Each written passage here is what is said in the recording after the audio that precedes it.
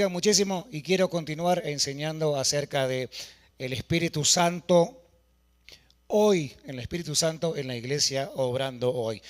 La mayoría de ustedes saben que hay mucho misticismo alrededor de este tema tan hermoso.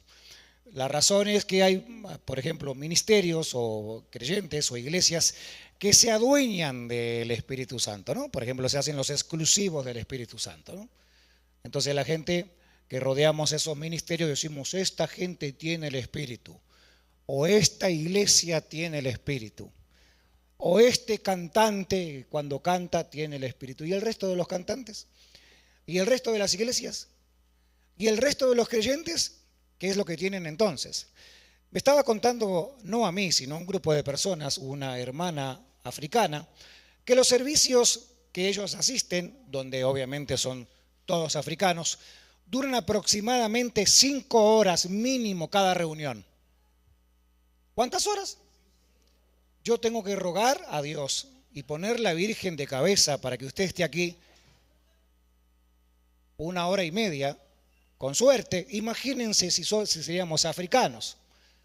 Ahora alguien al ver ese tipo de reuniones diría, bueno, caramba, ahí sí que está el Espíritu Santo, porque la reunión dura 5 horas y no 1 hora y media como la que hacemos en The Bridge en español. Entonces uno mistifica, cree que algunos tienen, otros no lo tienen, pero hemos aprendido con el tiempo que eso es una expresión de la iglesia. La iglesia se expresa de diferente manera. No significa que el que tiene una reunión de 5 horas, si es una reunión llena del Espíritu, y aquella que tiene una reunión de 45 minutos o 1 hora, 1 hora y media, 2 horas, tenga menos cantidad de Espíritu. Hemos aprendido en este tiempo de enseñanza que el Espíritu Santo es una persona, no una cosa. Es una persona, no una energía. Por lo tanto, no es algo que yo siento solamente. Aunque de vez en cuando tenga el regalo de sentirlo, el Espíritu Santo es una persona. Lo conocemos doctrinalmente como la tercera persona de la Trinidad. Dios Padre, Dios Hijo, Dios Espíritu Santo. Según Jesús, en su ascenso, el Espíritu Santo iba a descender, o sea, Jesús para arriba, el Espíritu Santo iba a habitar, iba a descender para entonces vivir a través de toda la manifestación de la iglesia sin importar lengua, color, raza o modo o forma litúrgica de hacer las reuniones. Eso quiere decir que cada creyente en Cristo, independientemente de dónde venga o para dónde cree que va, si confesó a Jesús como Salvador, inmediatamente tiene el Espíritu Santo adentro. Inmediatamente se transformó, se convirtió en la habitación del Espíritu Santo, porque Él mora ¿en dónde?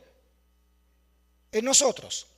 ¿Por qué hay reuniones como estas u otras donde el Espíritu Santo se manifiesta más? Bueno, definitivamente eso es la consecuencia de juntarse, abrir el corazón, adorarlo, hacerlo rey del momento o de las circunstancias del momento, y la presencia de Dios se mueve y se manifiesta de diferentes maneras cuando también obviamente estamos congregados.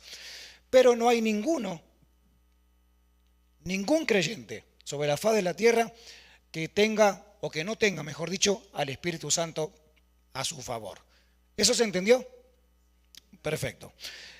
El cuadro que comencé a enseñar el domingo pasado es el siguiente. Póngame el cuadro, por favor. La primera parte de este cuadro es la presencia de Dios. La segunda es discipulado radical y la tercera es la misión. El domingo pasado vimos que la presencia de Dios es algo que se tiene que practicar. Como yo estoy lleno del Espíritu Santo, como el Espíritu Santo habita dentro mío, es algo que tengo que practicar. Jesús dijo, de su interior, de tu y mi interior, correrían. Para que los ríos corran, yo tengo que practicarlo. La disciplina espiritual cristiana es muy simple. Oramos, leemos la Biblia, nos juntamos y cantamos. Es muy simple. Oramos, leemos la Biblia, nos juntamos y cantamos. ¿Lo puede repetir conmigo? No importa el orden. Es todo lo que hay que hacer. Para ser un buen creyente y ser una persona que el Espíritu Santo fluya dentro de uno, la práctica es muy poca e inclusive muy fácil de explicar. Hay que leer la Escritura, hay que estar en oración y hay que juntarse con gente para estar en comunión y adorar juntos al Señor. Amén. ¿Cómo estás con esas tres cosas?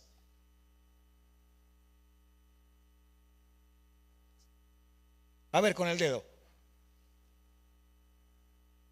A veces sí, a veces no, a veces más o menos. Practicar la presencia de Dios lo enseñé el domingo pasado, pero ahora quiero hablar de lo que es ser un discípulo de forma radical. La palabra discípulo, para que se entienda mejor, es lo que se llama de forma más moderna, entre comillas, formación espiritual. La formación espiritual. La mayoría de los creyentes pensamos que ser un discípulo es limitarse solamente a tomar algún curso en especial. En esta iglesia y en otras usamos cursos de discipulado. Tenemos libros que compartimos con los hermanos, normalmente son los días de semana. Aunque el curso diga 12 pasos para el discipulado, nadie se vuelve un discípulo en 12 pasos. ¿Se entendió? Es la lógica. Vas al nutricionista, pides la dieta, la llevas a tu casa y no por pegarla en el refri o por ponértela cerca de tu corazón o por dormir junto con ella, eso que te sugirieron va a tener algún tipo de efecto. Eso va a tener efecto el día que lo pongas. El discipulado es igual. Ninguna iglesia puede brindarte más que simplemente herramientas. Vienes a un curso, vemos un libro, yo tengo un libro que uso. Bueno, más bien tengo varios libros que yo uso. Usamos Alfa, usamos Raíces, usamos otro libro pequeño que también lo usamos para el discipulado y tenemos otros cursos variados, depende de la situación. Pero ninguno de esos cursos por sí solos van a hacer ningún tipo de efecto si no lo practicamos. ¿Me están siguiendo la idea, sí o no? ¿Cuántos de jovencitos, siendo hijos, obviamente fuimos niños rebeldes? Levanten la mano todos los que... Al infierno todos.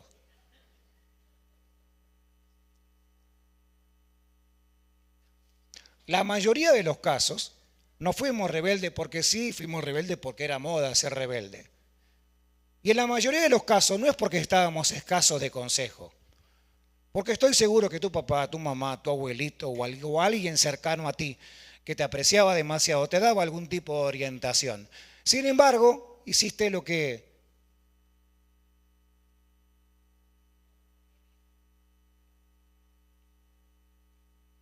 Y no fue el diablo que te mandó a hacer eso, fuiste tú.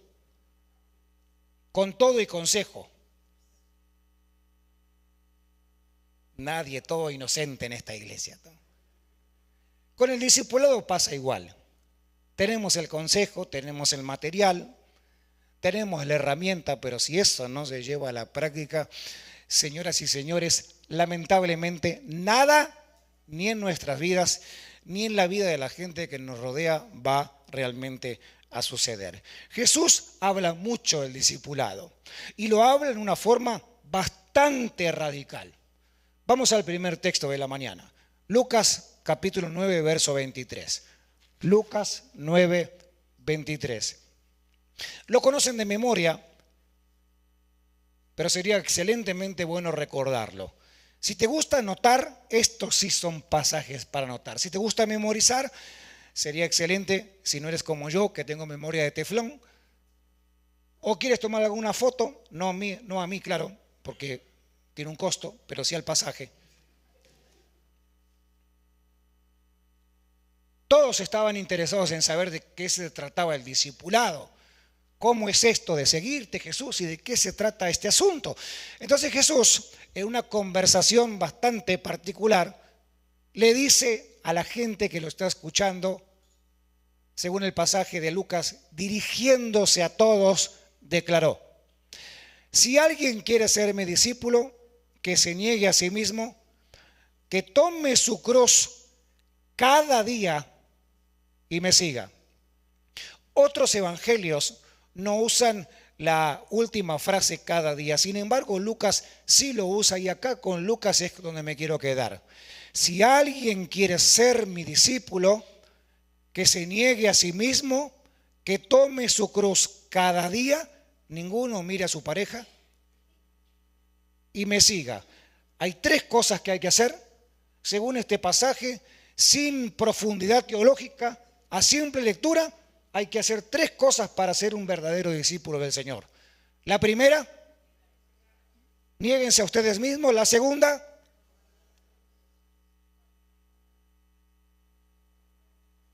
pero me gustaría aclarar que esto es de cada día. Me gustaría resaltar lo que Lucas resalta, a diferencia de Mateo, que dice que esto es cada bendito día. Cada bendito día. Alguna vez en mi vida gané algunas cuantas libras. Qué buena que es la comida de California, por Dios. Conociendo de todo. Bueno, tengo bastante experiencia. Restaurante chino en aquel momento, buffet chino. Buenísimo, ¿te acordás, Jesús? Ahí, cómo nos hablaba Dios en esas reuniones. Y pupusas, y tamales, y burritos, y burrotes, y una cosa increíble. De repente, uno de esos días, me vi que el pantalón no me cerraba más. Entonces yo le digo a Paola, Paola, ¿viste las lavadoras de acá, de Estados Unidos, cómo achican la ropa? ¿Cómo se achica la ropa aquí? Un buen amigo de la casa, Denis, me dijo, pastor, fíjate que te estás pareciendo más a una catedral que a un templo ya. ¿Cómo podríamos hacer para afinar? Dije, Denis, no sé qué hacer. Me dijo, fácil, tenés que ir al gimnasio, hacer un poco de ejercicio, regular las comidas y por ahí una de esas tu cuerpo reacciona bien y tenés suerte y manejás el peso. Yo fui al gimnasio, me anoté en el gimnasio y pagué la cuota, me dieron los papeles, me explicaron cómo estaban las máquinas. Yo dije, bueno, viniendo acá una vez cada 15 días, un ratito, ¿no? ¿Qué sé yo? Unos 15, 20 minutos una vez al mes, ya se tiene que sentir satisfecho en mi cuerpo, ¿no? ¿Ustedes creen que yo vi algún tipo de cambio al comienzo? Yéndome al gimnasio con el sándwich en la mochila y una coca 2 litros, ¿qué iba a poder? ¿Qué iba a rezar? Si quiero ser un verdadero seguidor y tener una verdadera transformación, señoras y señores, es de todos los días. Es de todos los santos y benditos días. El famoso pastor Tim Keller, ya fallecido, tiene una frase que te la quiero compartir y dice lo siguiente: el discipulado cristiano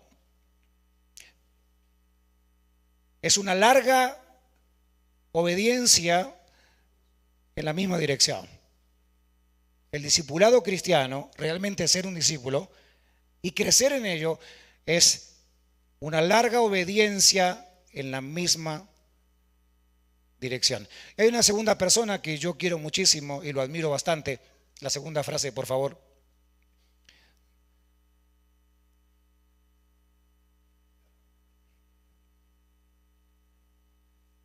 Según San Darío, capítulo 4, verso 2. Todos están invitados, pero nadie está obligado a hacerlo. Es una invitación a seguir a Jesús. Jesús la hace de forma muy amable y nadie está obligado a llevarlo a la práctica si no lo quiere hacer.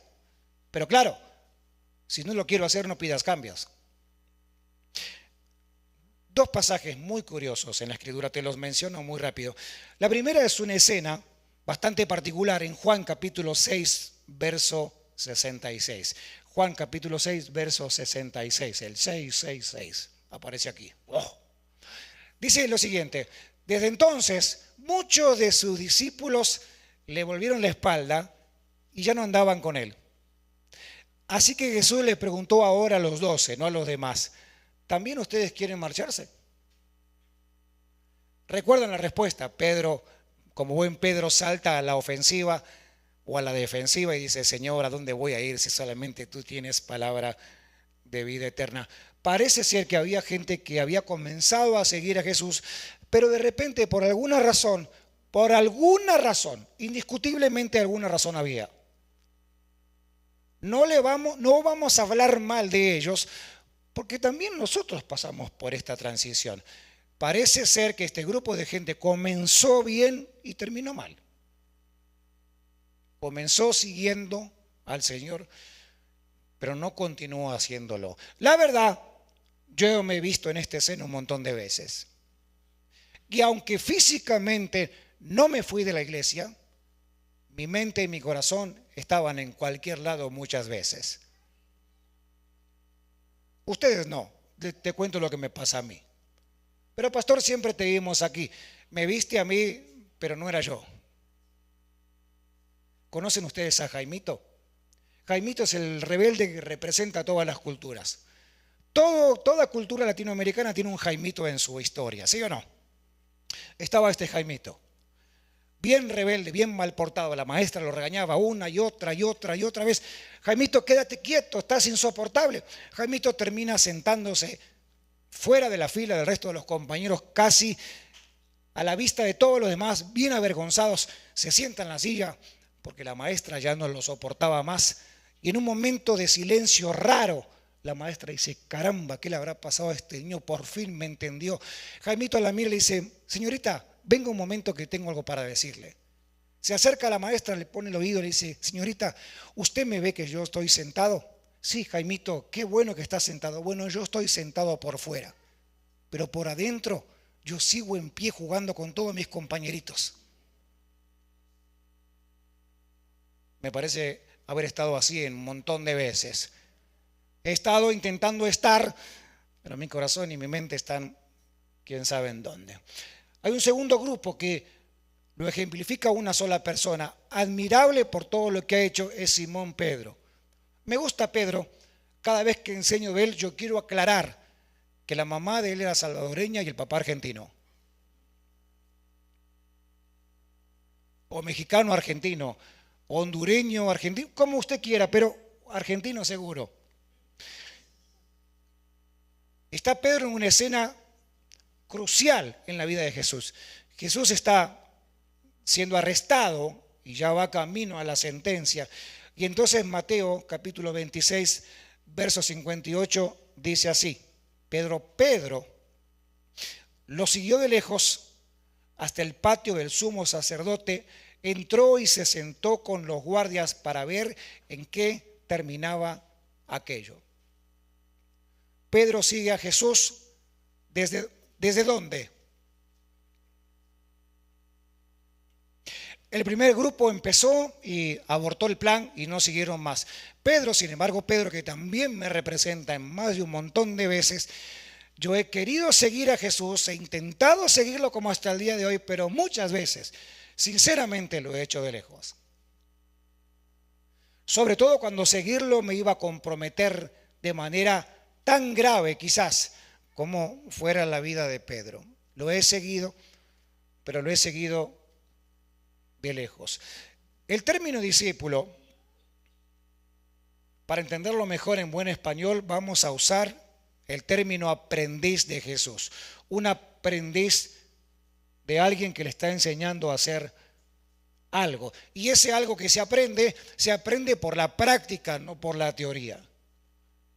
Si tienes buena memoria, quizás tu papá o tu abuelito o alguien de tu comunidad te enseñó a hacer algo, a trabajar con la carpintería, la electricidad, a las hermanas quizás a cocinar o hermanos también, ¿por qué no? Lo que intento decir, hubo alguien que estuvo mentoreándote, aunque sea por un tiempo, para enseñarte a hacer ahora un oficio. Pregunta general, ¿alguno continúa el oficio de sus papás o de sus abuelos ahora aquí? No, todos universitarios, gracias a Dios.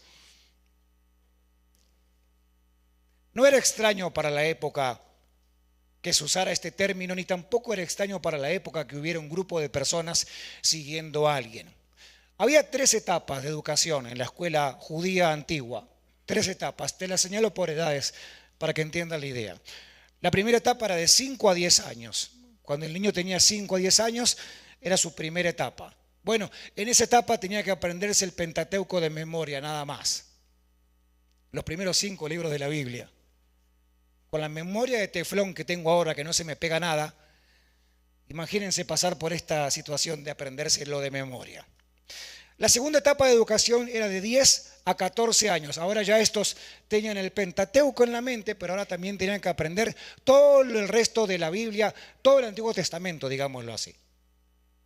El resto, la etapa final, el doctorado, digámoslo así, eran niños de 15 años en adelante. Y solamente los más inteligentes, o sea, por lo menos yo no, los más inteligentes salían a la vida a buscar a un rabí, como quien sale a aplicar a una universidad, para preguntarle a Yale o a la Harvard si acaso puedo calificar para estudiar en tu prestigiosa universidad.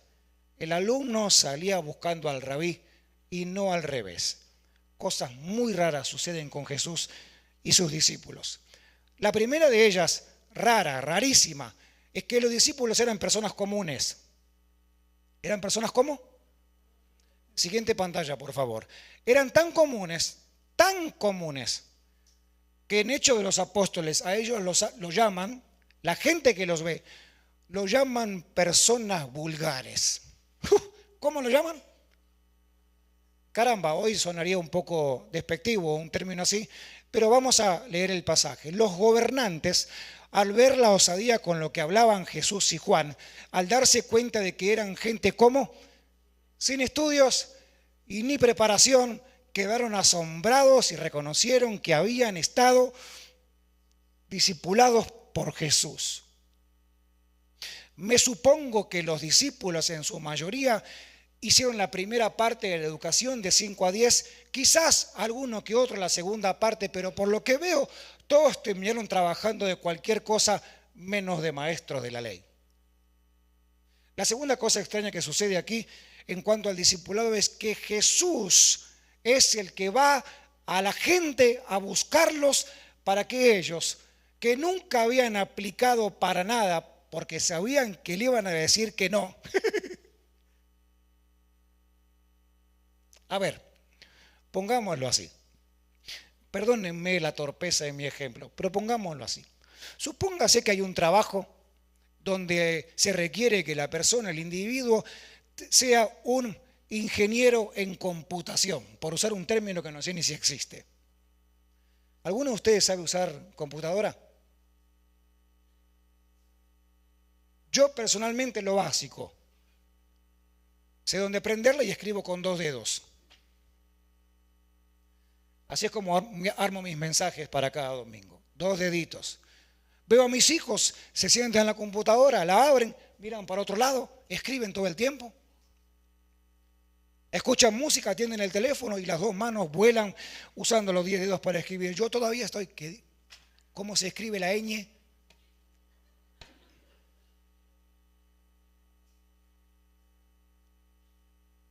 El trabajo es para un ingeniero en computación. Sin ánimo de ofenderlos, ¿tengo algún ingeniero en computación aquí que yo no sepa que es ingeniero en computación? Levante la mano si hay un ingeniero para que ponga el diezmo, por favor. Digo, porque si es ingeniero gana bien. Entonces va cualquiera de nosotros, voy yo, a aplicar a ese trabajo donde se requiere que alguien tenga una ingeniería en computación. Pregunta tonta del domingo a la mañana. ¿Alguien me va a dar ese trabajo? No hay que ser muy inteligente para saber de que ese trabajo no te lo van a dar. Por más que yo diga que tengo ganas de trabajar, por más que yo diga que yo puedo aprender, por más que diga que quiero esforzarme lo que yo más pueda por aprender a escribir la ñ, me van a decir en este momento no tenemos chance de prepararte, ocupamos a alguien que sepa lo que tiene que hacer. Ese ejemplo torpe que acabo de dar, póngalo en contexto. Y los discípulos jamás podían llegar a ser seguidores de un rabí porque no estaban preparados intelectualmente para hacerlo. Yo sé que es bien grave y feo lo que voy a decir. No les daba la cabeza. No podían. ¿Qué hace Jesús con los que no puede? ¿Qué hace Jesús con las personas que no pueden? Los va a buscar. ¿Estás acá? Tú y yo que no podemos, Jesús lo que hace es venir a buscarnos. Si vas a leer la Biblia buscando cómo Jesús encuentra a los 12 y los trae para seguirlos, te vas a dar cuenta que Jesús era el que iba hacia los lugares. Podría decirlo en forma muy vulgar ahora. Jesús camina hacia la fábrica donde trabajas en forma humilde y de repente se mete Jesús en la fábrica y busca a uno de los empleados que está moviendo cajas, porque es lo que puede hacer, y le dice: a partir de ahora vas a dejar de mover cajas para convertirte en mi discípulo. ¿Se acuerdan lo que Jesús hace con Simón Pedro? Por cierto, lo que hace con el gran pescador. Lo va a buscar hacia su trabajo y desde su trabajo. Ahora pregunta, ¿cuándo aplicó Pedro para ser seguidor de un rabí? Si me puede gritar nunca, me va a ayudar. Nunca.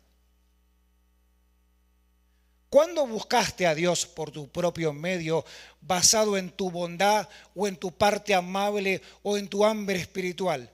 Nunca. Lo buscaste después de haberlo conocido. Antes de eso, ninguna persona por sí sola buscó a Dios, porque todos estábamos muertos. Todos, sin excepción. Juan capítulo 15, verso 16. Voy en la recta final. Jesús lo dice muy claro. Dice: no me escogieron ustedes a mí, sino que yo los escogí a ustedes. Los escogí porque ustedes no podían calificar por ustedes mismos. Los escogí porque ustedes no podían llegar a ser jamás seguidores de un rabí para luego convertirse en maestros de otros por sus propios medios, porque ninguno calificaba para hacerlo. Lo que más me asombra del amor de Dios hasta el día de hoy es que todavía nos sigue buscando como un amante apasionado insistentemente a pesar de nosotros. A pesar de esconderme, a pesar de renegar, a pesar de refunfuñar, a pesar de poner cosas en el medio para que nuestra relación se vea afectada, todo el tiempo apasionadamente me vuelve a llamar, me vuelve a buscar, me vuelve a invitar. Marcos capítulo 3, versos 13 y 14 dice así. Miren qué pasaje, mis hermanos. Jesús subió a la montaña y llamó a los cuales reunió para estar con él. Pongan atención a esto. Él te llamó a ti porque él quiso. ¿Por qué te llamó? Si me preguntas a mí, no te elijo. Si te preguntan a ti de mí, posiblemente menos. Es argentino, ¿cómo lo vamos a elegir? Pero el Señor fue y buscó a los que Él simplemente quiso hacer. Porque simplemente lo quiso. ¿De qué nos vale a nosotros aprender esto? De tantísimo. Porque sabemos que estamos aquí y que le pertenecemos a Él y que somos parte de esta vida de la iglesia actualmente en discipulado, porque Él fue el que nos llamó. Atención, Dios no llama y cambia de opinión. Dios nunca llama a alguien y luego cambia de opinión. Dios nunca te ha llamado y a pesar de tu conducta o la mía, eso lo hace cambiar de opinión. ¿Me están siguiendo? Dos ejemplos grandes te los puse hace un rato. El primero, una gran cantidad de gente que comenzó siguiendo a Jesús, pero luego decidieron que no. Cambiaron ellos en su actitud. La invitación sigue estando en el mismo lugar. Pedro mismo, envuelto en su humanidad, dijo: yo, mejor Señor, antes de meterme en problemas, te sigo, pero de lejos. ¿Ustedes recuerdan la conversación amable que Jesús tuvo con Pedro al restaurarlo? Le dijo: Pedro, yo sé que me negaste. Yo sé que lo hiciste. Y sí que ahora tu corazón quiere volver. No te preocupes. Si me amas, vuelve otra vez. El Espíritu Santo te dice en esta mañana, si me amas, vuelve otra vez. Me gustaría un piano acá que me ayude, por favor. Si me amas, vuelve otra vez.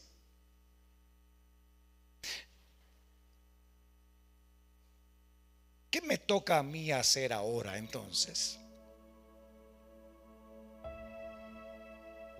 ¿Cuál es mi trabajo entonces ahora?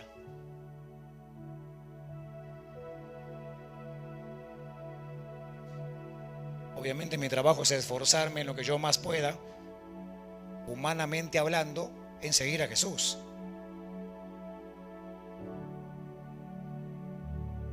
¿Lo voy a hacer de forma perfecta? Indiscutiblemente no. ¿Tengo actitudes que lo niegan todavía? Indiscutiblemente sí. Tengo momentos donde me parezco más a esa multitud que quiso comenzar y luego se quedó frisada porque quién sabe qué. Me da la impresión de que sí. La orden de Jesús, la invitación de Jesús,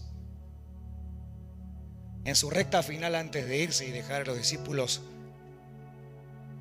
experimentando el poder del Espíritu Santo, fue la siguiente: hermanos, hijos, discípulos, de la manera en la que nos van a conocer y que van a saber que son mis discípulos es una sola.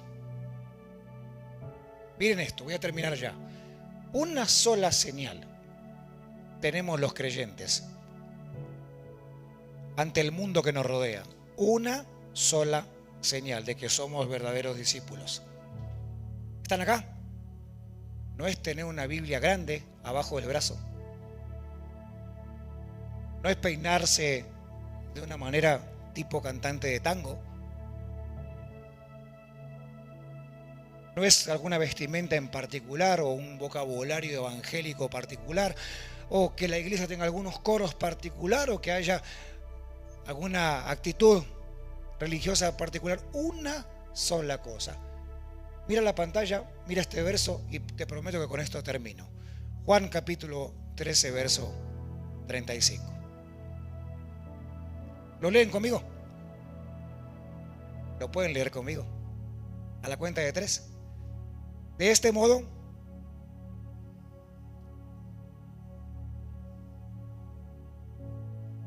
una sola cosa es que amen a los demás.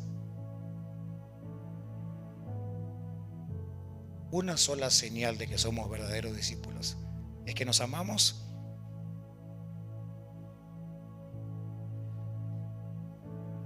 Tengo una lista reservada para compartirte, si así lo deseas, físicamente, o sea, una hoja con 59 pasajes que encontré en la Biblia que hablan de unos a otros. Me acuerdo algunos nada más. Ámense unos a otros. Perdónense. Consuélense. Ayúdense. Podemos estar toda la mañana así.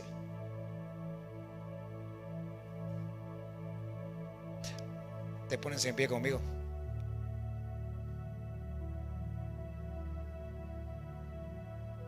Unos a otros.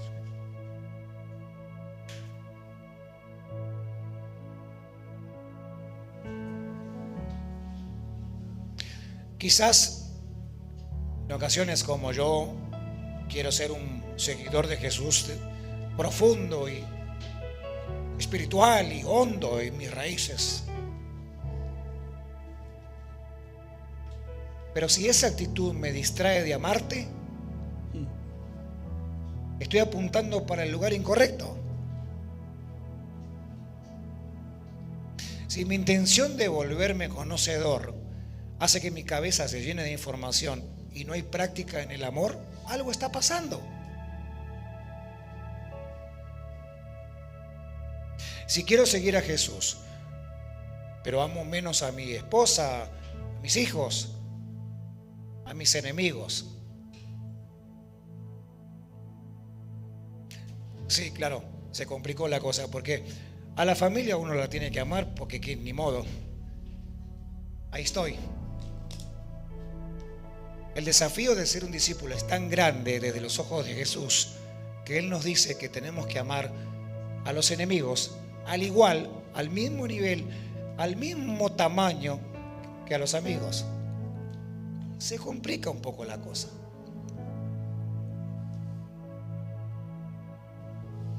Señor, te pido que nos ayudes a amar bien, a amar de forma madura, a seguirte bien y a seguirte también de forma madura espiritualmente hablando. Queremos caminar cerca tuyo, aprender de ti, ser disciplinados en lo que queremos hacer, caminar el camino que nos presentas a caminar. Señor, no queremos ser religiosos, pero tampoco queremos olvidarnos de la disciplina. Sabemos que no venimos a una reunión para pagar ninguna culpa, pero qué bien nos hace estar juntos, Señor.